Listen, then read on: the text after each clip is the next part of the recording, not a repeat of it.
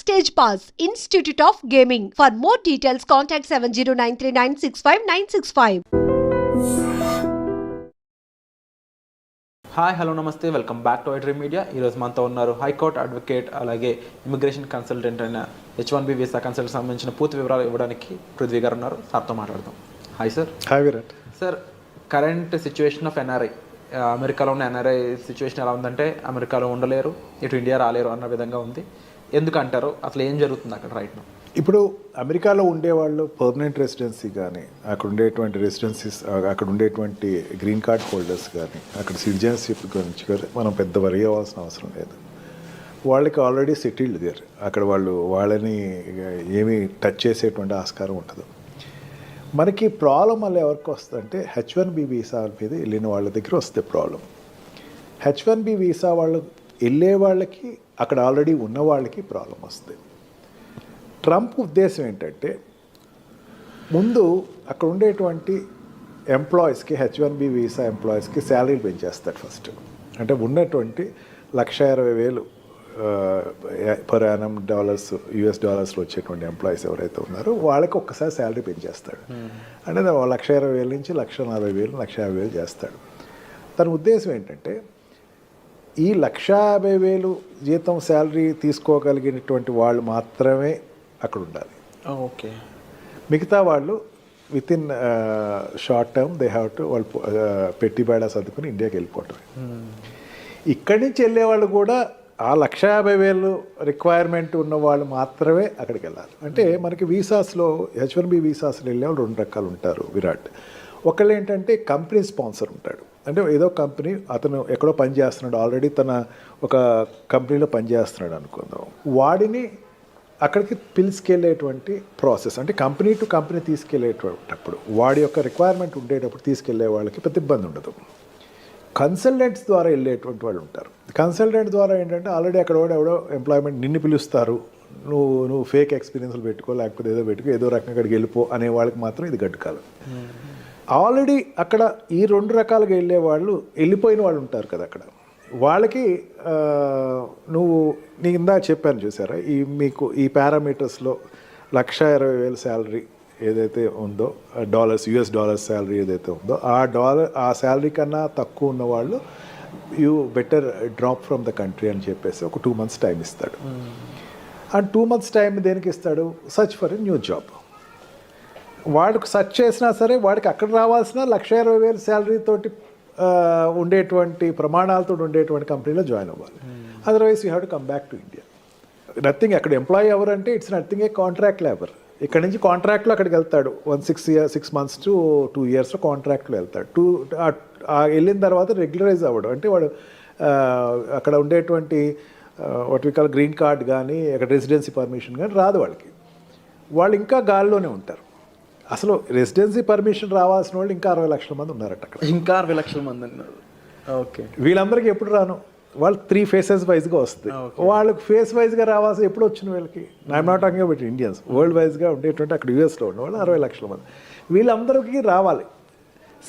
అక్కడ ఉండే green card రావాలి. గ్రీన్ కార్డ్ తర్వాత సిటిజన్షిప్ అప్లై చేసుకుంటారు. గ్రీన్ కార్డ్ రాకుండా ఉండి H1B వీసా మీద ఉన్నవాళ్ళు అక్కడ ఉన్నవాళ్ళు, వాళ్ళలో చాలామంది లెస్ దాన్ $1,20,000 మాత్రమే ఉన్నవాళ్ళు ఉన్నారు.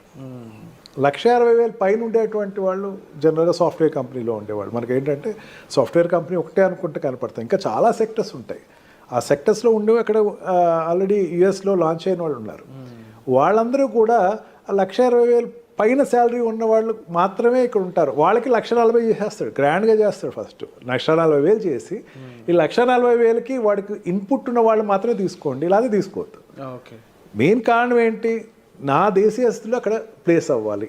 అంటే అక్కడ జనరల్గా అక్కడికి వెళ్ళే వాళ్ళు అక్కడ ఉండే వాళ్ళతో కాంపిటేటర్స్ అవుతారు. $1,20,000 శాలరీ అండి, $1,20,000 శాలరీ కన్నా తక్కువ ఉండేవాడు అక్కడ ఆల్రెడీ దొరికేస్తున్నాడు. వాడితో వీడి కాంపిటేటర్. నిన్ను తీసుకోవాలంటే నీకు ఎక్స్ట్రా టాలెంట్ ఉండాలి. నీకు నీ పర్సనాలిటీ నువ్వు ఎంబోర్డ్ చేసుకోవాలంటే నీకు you must be an extraordinary person for US.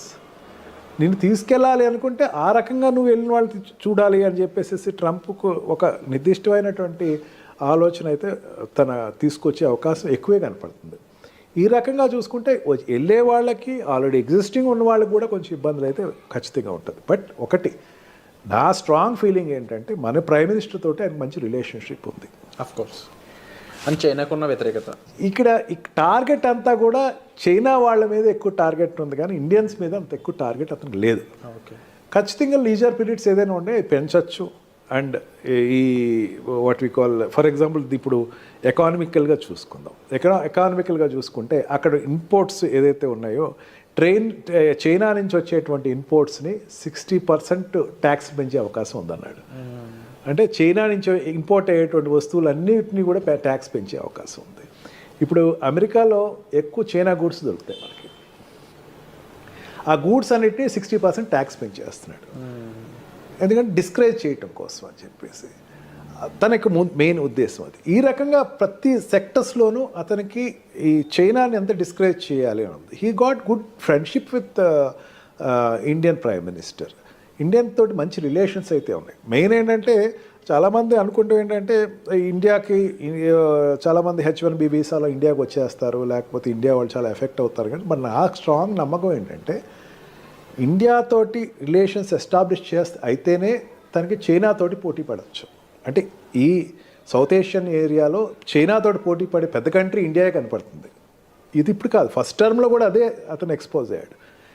ఈ రకంగా చూసుకున్నా సరే ట్రంప్ ఉండేటువంటి తన పాలసీస్ అన్నిటినీ కూడా ఇండియా వైజ్కి వచ్చేసరికి కొంచెం లీజర్గా కొంచెం లీనియంట్గానే చూడొచ్చు. అందుకని అంత డ్రాస్టిక్గా మనకేం నష్టం రాకపోయి ఉండొచ్చు. బట్ వన్ థింగ్, కన్సల్టెంట్స్ నుంచి వెళ్ళే వాళ్ళు కాస్త జాగ్రత్తగా ఎక్కువ చూసుకుని ఫేక్లు తక్కువ పెట్టుకుని, ఫేక్లు కాకుండా ఒరిజినల్గా మీరు ఉండేటువంటి మీ ప్రజెంటేషన్ ఉంటే కనుక they will get benefited of it. Already అక్కడ ఎగ్జిస్టింగ్ ఉన్న వాళ్ళు కూడా ఇమీడియట్గా మళ్ళీ ఇంకో కంపెనీలో జాయిన్ అయ్యి ఇమీడియట్గా దాన్ని అతను what we call lean period ఏదైతే ఉందో ఆ పీరియడ్ నుంచి బయటకు వచ్చేసి వెంటనే ఇంకో దానికి ఎంప్లాయ్మెంట్ అప్లై చేసుకుని షిఫ్ట్ అయితే బెటర్. అదర్వైజ్ ఒక రోజు ఏదో ఒక రోజు ఒక పరిస్థితి వస్తుంది, where you have to come out of the country. But one thing, consultants నుంచి వెళ్ళే వాళ్ళు కాస్త జాగ్రత్తగా ఎక్కువ చూసుకుని ఫేక్లు తక్కువ పెట్టుకుని, ఫేక్లు కాకుండా ఒరిజినల్గా మీరు ఉండేటువంటి మీ ప్రజెంటేషన్ ఉంటే కనుక they will get benefited of it. Already అక్కడ ఎగ్జిస్టింగ్ ఉన్న వాళ్ళు కూడా ఇమీడియట్గా మళ్ళీ ఇంకో కంపెనీలో జాయిన్ అయ్యి ఇమీడియట్గా దాన్ని అతను what we call lean period ఏదైతే ఉందో ఆ పీరియడ్ నుంచి బయటకు వచ్చేసి వెంటనే ఇంకో దానికి ఎంప్లాయ్మెంట్ అప్లై చేసుకుని షిఫ్ట్ అయితే బెటర్.